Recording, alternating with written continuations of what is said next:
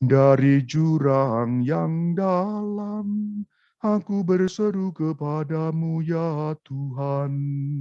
Maka dengan itu ketika baginda junjungan kita mengatakan pikul salib, beliau sedang mengatakan realistislah dengan kehidupan. Sebab menghindari kesulitan, menghindari masa sulit sering tidak mungkin dan tidak mudah.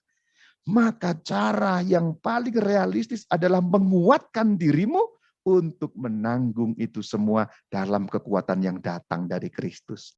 Buat tanda salib, pandangi salib itu, lihat bagaimana pengorbanan Sang Kristus. Kemudian tanya kepada Sang Kristus, Tuhan, kekuatan apa yang membuat engkau kuat berada bergantung pada salib ini Tuhan.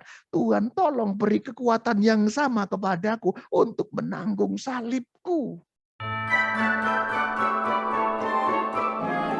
Saudara-saudari semuanya, Shalom Alaikum. Kita mau bicara mengenai masa sulit dan terutama kita mau bicara mengenai karakter Kristus agar kita dapat menghadapi masa sulit ini dengan sungguh-sungguh berpegang pada firman-Nya dan juga pada karakter Kristus sendiri. Kita tahu saudara-saudari, Sang Kristus hidup di dunia ini dengan menanggung salib. Maka ayat emas yang saya sampaikan mengawali perjumpaan kita secara virtual ini adalah Injil Markus 8 ayat yang ke-34. Setiap orang yang mau mengikut aku, ia harus menyangkal dirinya, memikul salibnya dan mengikut aku.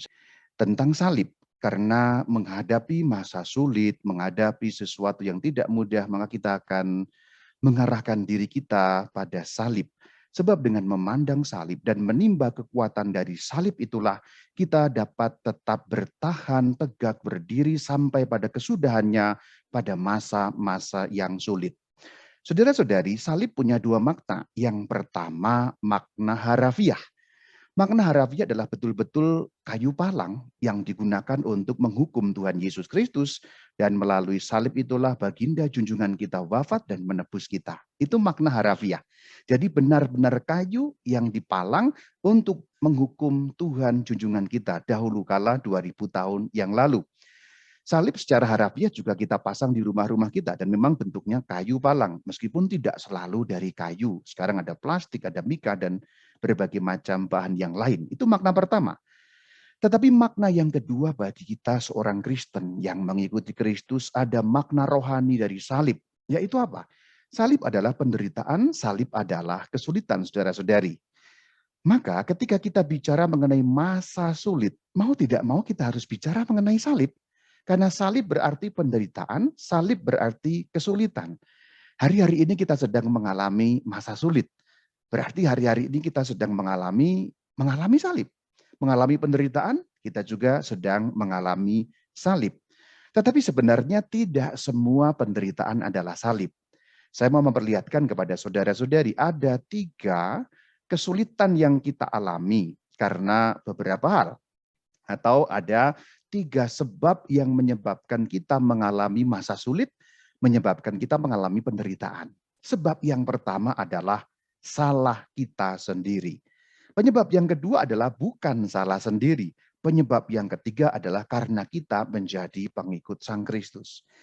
Jadi masa-masa sulit, salah satu dari ini pasti akan kita alami. Entah itu karena salah kita sendiri, entah bukan karena salah kita sendiri, tapi salah orang lain yang kemudian menjadikan kita korban. Yang ketiga karena kita menjadi pengikut Kristus. Salah satunya pasti kita alami. Yang pertama salah kita sendiri kalau kita melakukan salah. Contoh yang sangat simpel, kalau Anda ada di jalan, kemudian kebut-kebutan, tidak taat peraturan lalu lintas, kemudian Anda juga tidak mengenakan alat perlengkapan untuk keselamatan, Anda tabrakan, Anda patah tulang, itu kesulitan, itu masa sulit, itu penderitaan, tapi karena apa? Ya kamu bedegong dalam bahasa Sunda. Salahmu sendiri. Nah itu kesulitan. Kalau kamu suka berjudi, suka menghambur-hamburkan uang, berfoya-foya, tidak bertanggung jawab dengan finansial keluarga, kemudian keluargamu menjadi bangkrut, usahamu menjadi bangkrut, itu karena kamu bedegong, kamu salah sendiri, maka kesulitan menimpa kamu. Itu jenis yang pertama. Ada banyak orang mengalami karena salah sendiri, maka menimbulkan masa sulit bagi dia, menimbulkan penderitaan bagi dia. Yang kedua bukan karena salah sendiri.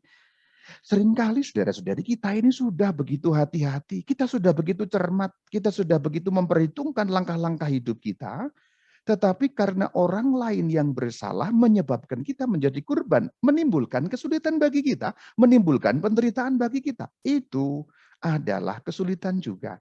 Contoh yang paling gampang masih nyambung dengan urusan transportasi tadi. Kamu sudah pakai alat keselamatan di jalan, sudah nyetir dengan sangat hati-hati, batas kecepatan kamu taati, seluruh rambu kamu taati. Tetapi ada orang mabuk, ugal-ugalan di jalan, nabrak kamu sehingga kamu menjadi kecelakaan, patah tulang. Dengan contoh yang pertama tadi, patah tulangnya sama, tetapi penyebabnya berbeda. Yang kedua bukan karena salah kamu sendiri. Contoh yang lain masih nyambung dengan contoh yang pertama. Kamu sudah menjadi seorang anggota keluarga, entah istri, entah suami, menjalankan kewajiban dengan baik, menjalankan apa yang harusnya dengan baik. Apapun kamu lakukan dengan baik, tetapi pasanganmu bertindak tidak baik, maka kemudian terjadi sesuatu yang buruk pada keluarga, entah itu finansial hancur, kemudian hal-hal yang lain yang tidak diinginkan hancur, bukan salah kamu sendiri, tapi kamu mengalami kesulitan. Itu juga masa sulit, bukan karena salah sendiri. Jenis yang ketiga karena kita menjadi pengikut Kristus. Contoh yang sangat simpel adalah di dalam kehidupan kita sehari-hari, mungkin karirmu menjadi seret, tidak naik-naik pangkat. Karena apa? Karena kamu pengikut Kristus. Contoh yang simpel beberapa waktu yang lalu, pemimpin yang dipilih itu ya, pemimpin, saya nggak sebut namanya tapi inisialnya Jakarta. Inisial kok nyata ya, itu dia saudara. Karena pengikut Kristus kemudian ada black campaign dan sebagainya dan sebagainya. Kamu dikucilkan karena kamu ikut Yesus. Nah itu kesulitan jenis ketiga yang mungkin kita alami juga. Pokoknya salah satu dari ini yang menimbulkan kesulitan ya kalau dikategorikan ya hanya ini saudara-saudari. Manakah apa yang kita alami, manakah dari ketiganya yang kemudian menjadi kesulitan bagi kita. Nah yang digolongkan sebagai salib adalah hanya yang kedua dan yang ketiga. Kalau kamu mengalami masa sulit karena menjadi pengikut Kristus, itu adalah salib. Kalau kamu mengalami masa sulit bukan karena salah sendiri, itu juga salib. Maka di background saya buat itu ada virus corona. Sekarang kita mengalami virus corona. Virus corona bukan salah kita, saudara-saudari. Tetapi kita mengalami kesulitan. Maka segala hal yang menyebabkan kita sulit pada masa pandemi, masa wabah ini juga merupakan salib bagi kita, saudara-saudari. Tidak ada orang yang salah dalam arti melakukan perbuatan salah sehingga ada akibat yang buruk. Mungkin usahanya menjadi seret, usahanya bangkrut. Hal-hal yang lain-lain juga terjadi menjadi sulit. Pendek kata kita sudah tahu berbagai macam kesulitan yang kita alami karena virus corona ini. Bukan karena salah kita. Nah, itulah salib. Dari masa sulit ini kita sedang menanggung salib, memikul salib. Tetapi sebenarnya saudara-saudari, yang pertama, kesalahan kita sendiri yang menyebabkan kesulitan, itu memang bukan jenis salib. Tetapi dapat menjadi salib juga kalau dipersatukan dengan salib Kristus. Simpelnya apa? Contohnya kita mengalami tadi itu kecelakaan. Tapi di dalam proses pemulihan di rumah sakit kita sudah patah tulang. Kemudian menyadari, Tuhan ini aku salah. Aku mohon ampun atas segala salah ini. Dan ini semoga mengingatkan aku untuk lebih hati-hati. Dan sekarang aku mau lebih hati-hati betul-betul. Dan akan kupersatukan segala sesuatu sakitku ini dengan penderitaanmu ya Tuhan. Maka kesulitan yang kita alami karena salah kita sendiri juga dapat menjadi salib. Kalau engkau hidup sembarangan sehingga keluargamu bangkrut, salahmu sendiri. Kamu menyadari kesulitan, kamu menyadari kesalahan, kamu mau bangkit, mempersembahkan itu dan dipersatukan dengan salib Kristus. Mohon kekuatan dari Tuhan, itu pun dapat menjadi salib. Masa sulit yang kamu alami karena salahmu sendiri. Maka Markus 8:34 menjadi rema bagi kita. Kita harus memikul salib. Kenapa kok kita harus memikul salib? Karena memang pada dasarnya di dunia ini banyak kesengsaraan. Sebagaimana dikatakan dalam Kisah Rasul 14 ayat 22. Bahwa untuk masuk ke dalam kerajaan Allah, kita harus mengalami banyak sengsara. Kenapa di dunia ini harus mengalami banyak sengsara? Karena dunia ini masih diliputi dengan dosa. Sekalipun bukan karena dosa kita sendiri, kita bisa ditabrak oleh dosa orang lain. Kita bisa dirugikan oleh dosa orang lain. Kita bisa dihancurkan sebagai dampak dari dosa yang disebabkan oleh orang lain. Kembali ke contoh tabrakan tadi, kamu sudah tertib, orang lain ugal-ugalan, itu berarti orang lain yang berdosa nabrak kamu, kamu menjadi korban. Itulah Tuhan Yesus Kristus, bukan? Karena memang dunia ini dunia yang tidak ideal. Karena dunia yang sudah dikuasai dosa. Maka sebenarnya saudara-saudari, membangun karakter Kristus pada masa sulit sesungguhnya betul-betul adalah cara untuk menghadapi hidup di dunia ini yang selalu penuh dengan kesengsaraan. Tetapi memang kita harus ingat, kita hidup di dunia ini bukan mencari kesulitan, saudara. Bukan. Kita seorang Kristen bukan mencari salib, bukan. Kita bukan mencari-cari kesulitan, kita bukan mencari-cari penderitaan, kita bukan mencari-cari salib, bukan.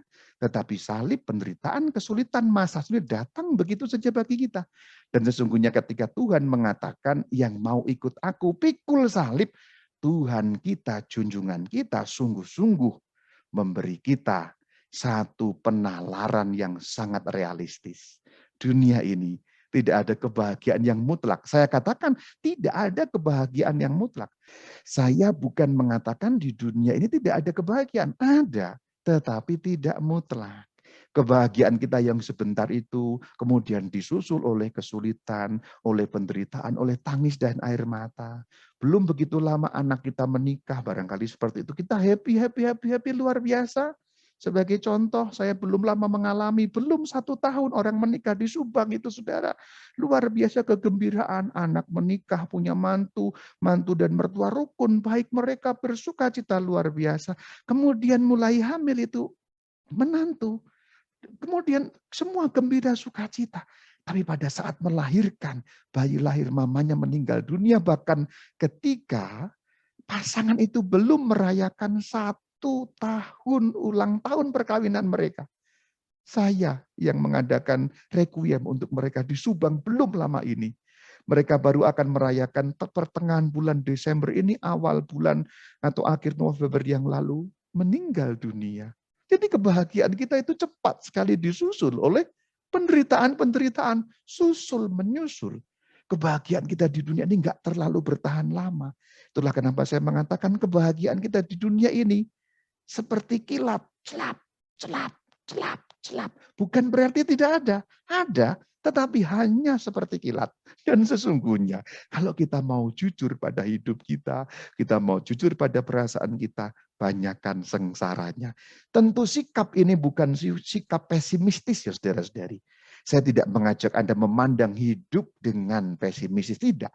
Tapi saya mau mengajak saudara memandang hidup dengan realistis. Karena realita kehidupan kita, in reality, kehidupan kita banyak mengalami kesulitan. Apa saja, silih berganti. Ketika Anda masih kanak-kanak pun sudah ada kesulitan. Remaja punya kesulitan sendiri. Dewasa punya kesulitan sendiri. Menikah punya kesulitan sendiri. Ibu muda, bapak muda punya kesulitan sendiri. Nanti kemudian Anda menjadi tua punya kesulitan sendiri. Bahagianya ada tapi sedikit-sedikit. Maka dengan itu ketika baginda junjungan kita mengatakan pikul salib, beliau sedang mengatakan realistislah dengan kehidupan. Sebab menghindari kesulitan, menghindari masa sulit sering tidak mungkin dan tidak mudah. Maka cara yang paling realistis adalah menguatkan dirimu untuk menanggung itu semua dalam kekuatan yang datang dari Kristus. Itulah karakter Kristus. Karakter Kristus yang pertama adalah tidak lari dari salib, tapi menguatkan diri untuk menanggung salib itu. Sebagai orang beriman, tentu kekuatan itu juga kita mohonkan datang dari kekuatan salib Kristus. Sebab salib Kristus juga sumber kekuatan, saudara. Rasul Paulus katakan, jika aku lemah, maka aku kuat. Karena apa? Karena kekuatan Sang Kristus yang mengisi bagi kita. Jadi orang Kristen, kita bersyukur saudara-saudari, karena diajar oleh Tuhan yang mengalami penderitaan. Tuhan yang sama dengan kita. Tuhan yang bukan hanya omong-omong di atas dari surga yang ngajari memberi perintah ini dan itu. Bukan Tuhan yang, perintahku itu begini loh anak-anakku, kamu harus begini, begini, begini. Bukan Tuhan yang jenis itu. Tapi Tuhan yang mengalami segala kelemahan kita. Persis seperti kita, ia dicobai, ia mengalami kelemahan, ia mengalami kesulitan, ia mengalami penderitaan persis sama seperti kita. Berarti kalau Tuhan mengatakan ajaran apapun, ajarannya penuh dengan integritas, bukan kata-kata kosong. Karena apa? Karena beliau mengalaminya. Karena beliau juga persis seperti kita Terus. Kekuatan meskipun banyak juga kesulitan. Puncak masa sulit bagi baginda Yesus adalah salib. Tetapi apakah semasa hidupnya beliau tidak sulit? Oh tentulah sulit.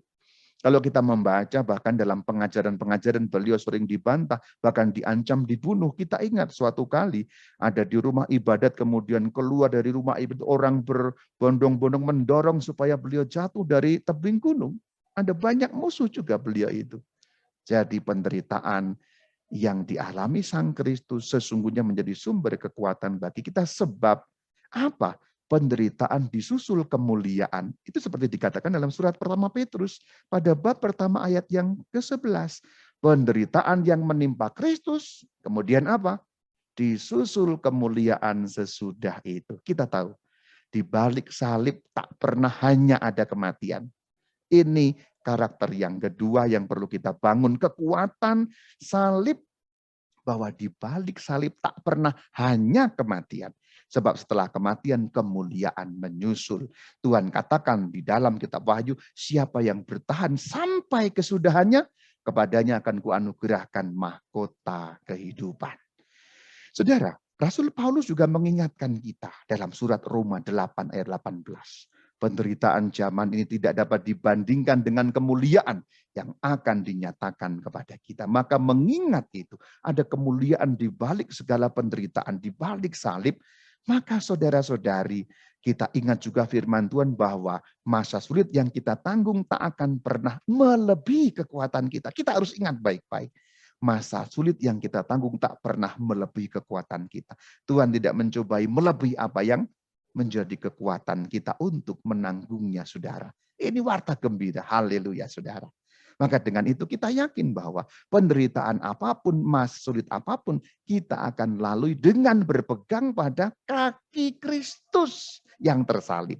Dengan berpegang pada tubuh Kristus yang tersalib. Salib sumber kekuatan. Bahkan hanya dengan memandang salib, kalau kita sedang diliputi kesulitan yang berkecamuk, penderitaan yang berkecamuk, ambil salib, pegang baik-baik, nyalakan lilin dan katakan, Tuhan, dari mana Engkau dapat kekuatan ini?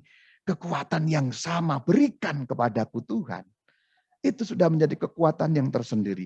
Maka salibnya orang Katolik itu harus ada korpusnya. Kenapa? Karena salibnya orang Katolik adalah salibnya Kristus. Dan salib yang benda jasmani itu dapat menjadi pengantara berkat bagi kita. Bukan karena salibnya itu yang memberi berkat, tapi berkat kekuatan dari Tuhan. Coba nanti kalau kamu diliputi kesulitan yang luar biasa. Apapun bentuknya, kesedihan yang luar biasa, penderitaan yang luar biasa, yang mungkin sulit sekali engkau tanggung. Mungkin hal-hal yang finansial, kebangkrutan keluarga, keretakan keluarga, apa saja kesulitan yang menimpa, ambil salib, pegang baik-baik, nyalakan lilin. Doanya simpel dan sederhana. Buat tanda salib, pandangi salib itu, lihat bagaimana pengorbanan Sang Kristus. Kemudian tanya kepada Sang Kristus, Tuhan, kekuatan apa yang membuat Engkau kuat berada bergantung pada salib ini, Tuhan? Tuhan, tolong beri kekuatan yang sama kepadaku untuk menanggung salibku. Itu doa yang simpel dan sederhana. Mungkin dengan berurai air mata, pegang salib Tuhan. Lalu katakan, kekuatanmu Tuhan, mengalirlah padaku. Saudara, itulah kenapa salibnya orang Katolik selalu harus berkorpus supaya kita tahu itu Kristus, itu Kristus, itu Kristus yang ada pada salib, bukan salib penjahat. Kalau kamu hanya memandang palang kosong, lalu itu secara kejiwaan kita pun ini apa kok salib kosong, memangnya kayu punya daya. Tapi kalau ada korpusnya, itu memberi kekuatan bagi kita. Karena Tuhan pun juga bekerja melalui simbol-simbol, melalui lambang-lambang. Bahkan lambang salib yang orang Katolik punya juga mengalirkan berkat kekuatan bagi kita, saudara. Katakan amin, katakan haleluya, saudara. Dan Rasul Paulus sekali lagi mengingatkan kita dalam 2 Korintus 4 ayat 17. Penderitaan ringan katakan. Padahal saudara-saudari, penderitaan yang dialami Rasul Paulus luar biasa berat. Kalau kamu baca dalam Alkitab, yaitu kitab Kisah Para Rasul, beliau mengalami penderitaan yang luar biasa. Kamu nanti coba baca dan cermati bagaimana Rasul Paulus mengalami penderitaan demi penderitaan. Padahal penderitaannya luar biasa. Saya yakin penderitaan yang kita alami tidak melebihi penderitaan Rasul Paulus. Tapi ia masih bisa mengatakan penderitaan ringan. Kenapa? Karena ia tahu kemuliaan kekal melebihi penderitaan, melebihi segala-galanya. Dan ia tahu di balik salib, di balik derita, bukan hanya kematian tetapi kehidupan, kemuliaan. Katakan amin, katakan haleluya, saudara. Lalu saudara-saudari, Kolose 1:24 mengatakan pada kita bersukacitalah. Atau dalam kalimat aslinya aku bersukacita. Ini Rasul Paulus. Berarti juga dorongan bagi kita bersukacitalah kalau engkau menderita. Dalam konteks ini karena aku Rasul Paulus boleh menderita. Kenapa? Sebab penderitaan sesekali juga merupakan pendidikan bagi kita, menguatkan bagi kita. Itu seperti kalau tubuh kita kena virus, maka antibodi terbentuk bisa mengalahkan virus itu. Vaksinasi yang diberikan itu sama kira-kira konsepnya. Orang dimasuki sesuatu yang menyulitkan. Virus itu kan sesuatu yang buruk. Penderitaan itu sesuatu yang buruk terkena pada kita untuk memberi kita kekuatan hari demi hari. Sebab mungkin Tuhan tahu teropongnya panjang Tuhan itu. Tuhan melihat jauh ke depan. Mungkin nanti pada masa datang engkau akan mengalami suatu penderitaan yang betul-betul puncaknya. Sehingga engkau seakan-akan sudah disiapkan dengan penderitaan kecil-kecil dan mungkin berkepanjangan, tapi pada saatnya engkau akan mengetahui apa maksud Tuhan dengan itu semua. Karena untuk memberi kekuatan, memberi tanda petik imunitas rohani bagimu, supaya dapat menanggung penderitaan dalam nama Kristus dan kekuatan yang datang dari salibnya. Dan Rasul Paulus mengatakan dalam surat yang kedua Korintus pada pasal pertama ayat keempat, kami sanggup menghibur bahkan dalam penderitaan. Dan Rasul Paulus mengikuti karakter Kristus yang sanggup menghibur bahkan dalam penderitaan. Kapan dan di mana Kristus menghibur? Ketika beliau memanggul salib dan di sana ada banyak wanita yang menangisinya. Bukankah di situ mereka yang menangisi justru dihibur oleh Sang Kristus? Maka jangan katakan, apa kurang sengsara aku ini sehingga aku harus menghibur orang. Karena kenyataannya Kristus menghibur orang ketika beliau begitu menderita. Dan muridnya, Rasul Paulus, sebagaimana tercantum dalam surat kedua Korintus ini, sanggup menghibur. Jadi saudara-saudari, karakter yang kedua dari Kristus adalah sangguplah memberi penghiburan bahkan ketika engkau menderita. Sebab dengan memberi penghiburan, itu seperti pedang bermata dua, penghiburan kau berikan untuk orang, sekaligus juga menjadi penghiburan bagi hatimu sendiri, saudara. Justru ketika orang dalam masa sulit, dalam penderitaan, ketika ia sanggup memberikan penghiburan, penghiburan itu juga akan terkena pada hatinya, dan Tuhan dengan itu bekerja memberi dia penghiburan. Dan Sang Kristus Tuhan kita memang seperti itu. Dalam penderitaannya, beliau sanggup memberi penghiburan. Dan teladan Rasul Paulus memberi kita karakter itu. Karena itulah, justru karena bisa menghibur itu, maka menerima penghiburan yang berlimpah-limpah. 2 Korintus 1 ayat yang kelima, kelanjutannya tadi. Karena memberi penghiburan, kami sanggup menghibur. Hiburlah ketika kamu mengalami masa sulit. Maka dengan itu Tuhan akan limpahkan penghiburan atas dirimu. Dan ini memang selalu perlu kita praktekkan, saudara. Apa yang menjadi karakter Kristus yang menghibur di tengah masa sulit. Yang diteladani juga oleh Rasul Paulus. Kita juga perlu meneladani, bukan karena kita pengikut Kristus. Kita seperti juga Rasul Paulus yang mau setia kepada iman akan Yesus Kristus Tuhan kita. Dan ini janjinya jelas. Kalau kamu sanggup menghibur, maka penghiburan itu akan berlimpah-limpah, saudara. Dan dengan penghiburan yang berlimpah itu sabar menderita. Kristus kurang sabar apa? Beliau dari awal diadili dengan tidak adil. Ditampar sebelum diadili dengan tidak adil. Kemudian ketidakadilan pengadilan menyeret beliau pada jalan salib. Masih pakai dihina, direndahkan, dipukuli, berjatuhan 3 kali di jalan salib. Masih kemudian diolok-olok pada salib. Tetapi Alkitab katakan tidak satu kali pun ia mengutuk. Saudara, Salah satu kesabaran dan ciri kesabaran kita menanggung salib, tidak ada keluar kata kutukan, tidak ada keluar kata-kata buruk yang nanti juga akan kita pelajari dari Ayub. Nah, disinilah kesabaran menanggung kesengsaraan atau masa sulit, karakternya juga dapat kita pelajari dari Ayub yang sesungguhnya yang paling besar dari Yesus Kristus. Alkitab katakan tidak satu kali pun ia mengutuk. Padahal kalau mau mengutuk, hancur semua mereka karena kutukan dari Tuhan Yesus. Tapi tidak, saudara.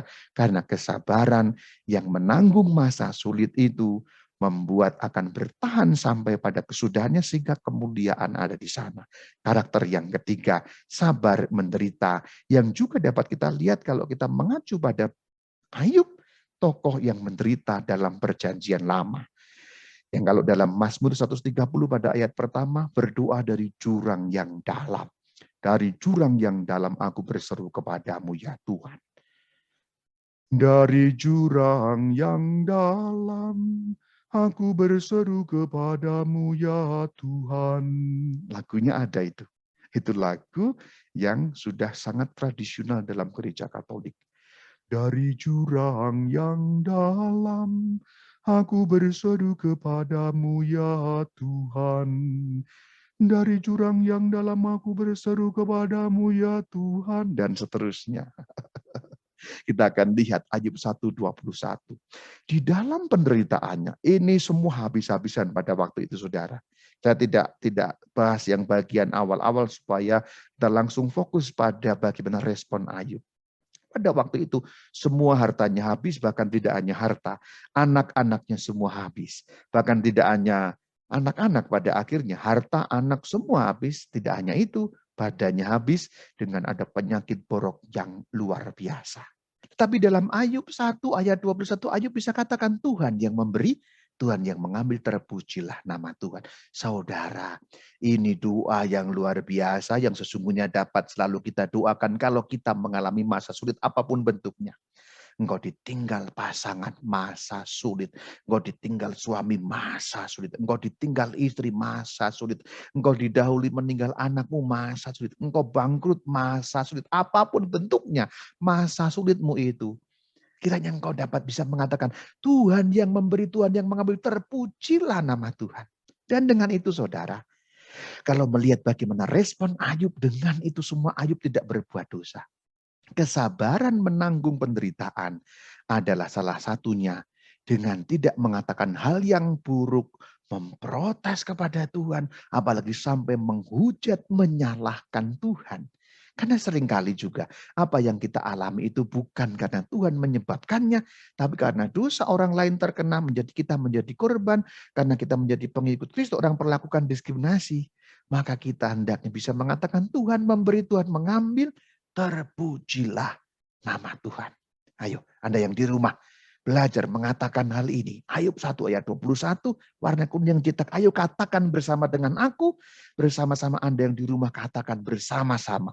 Tuhan yang memberi, Tuhan yang mengambil, terpujilah nama Tuhan.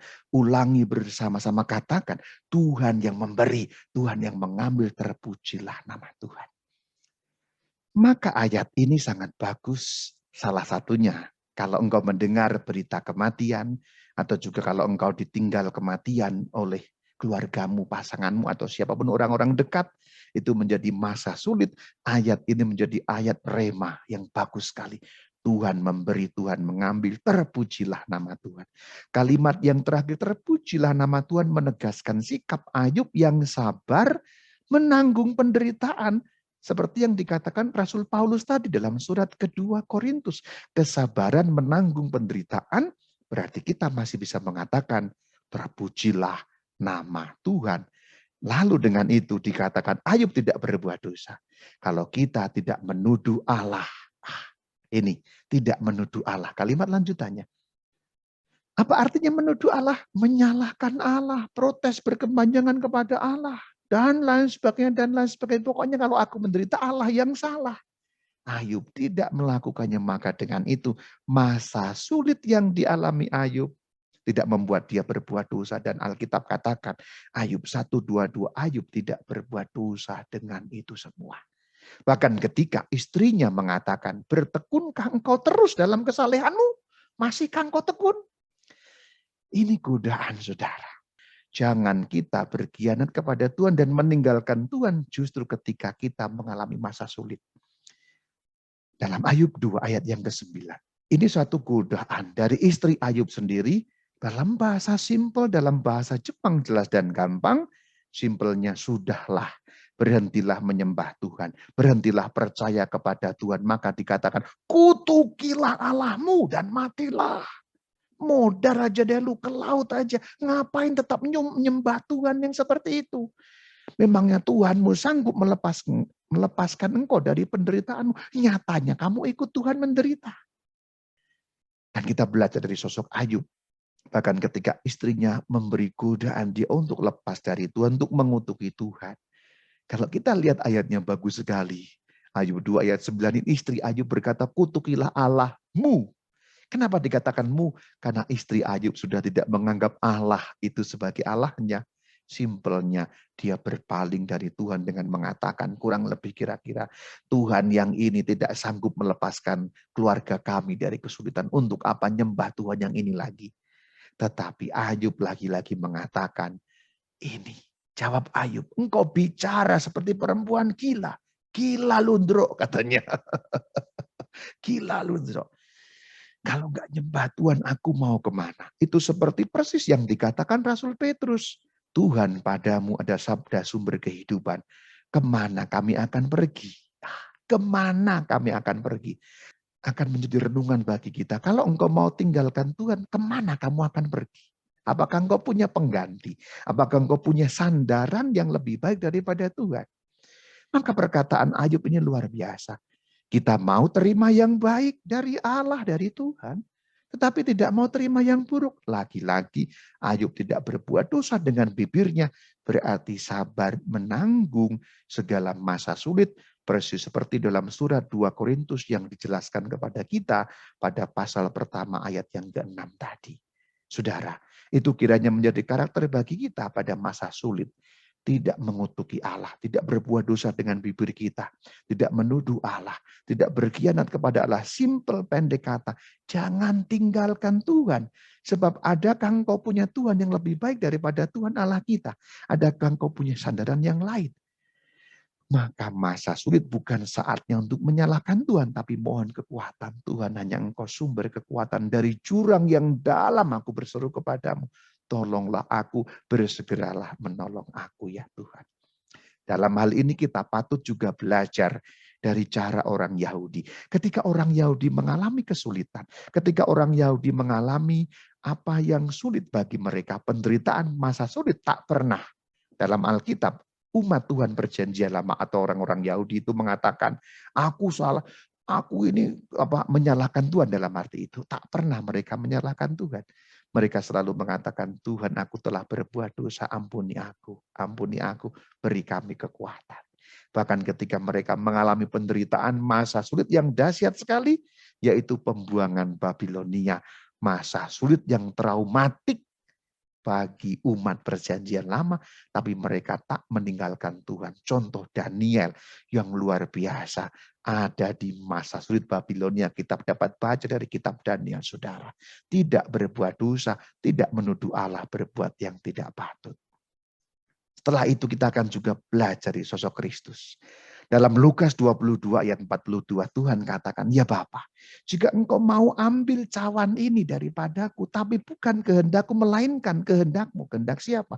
Kehendak Bapa. Tuhan berdoa kepada Sang Bapa. Cawan melambangkan penderitaan. Dalam Alkitab cawan selalu berarti penderitaan. Dan itu selalu berarti masa sulit dalam konteks tema kita. Maka Tuhan katakan, Tuhan ambil kesulitan ini dari aku, tetapi atas kehendakmu bukan kehendakku. Apakah doa Tuhan terkabul? Tuhan kan berdoa, jika engkau mau ambil cawan ini. Tapi bagian yang kedua adalah, kita tahu doa Tuhan mengatakan, melainkan kehendakmu lah yang terjadi. Jadi dengan ini kita belajar doa dua lapis, yaitu doa yang penuh ketaatan. Seperti yang dikatakan kepada kita dalam Ibrani 5 ayat 8. Ia anak, Sang Putra, Sang Firman, yaitu Kristus. Kristus telah menjadi taat dari apa yang telah dideritanya, dari apa yang telah dilalui dalam masa sulitnya dalam konteks tema kita. Dengan ini maka kita tahu, saudara, kita perlu belajar karakter ini, yaitu doa dua lapis. Ini istilahku. Tuhan angkat ini, angkat masa sulit ini, kuatkan aku. Singkirkan segala apa yang menyulitkan bagiku. Tetapi hanya karena kehendak-Mu. Jika kehendak-Mu memang masa sulit ini masih terkena padaku, kehendak-Mu itu kuatkanlah aku. Kuatkanlah aku, berilah aku ketekunan, sebab dengan ketekunan maka aku tahan uji. Seperti yang dikatakan dalam surat Roma 5 ayat 3 dan keempat. Lihat baik-baik. Kesengsaraan menimbulkan ketekunan. Ketekunan menimbulkan tahan uji. Tahan uji menimbulkan pengharapan.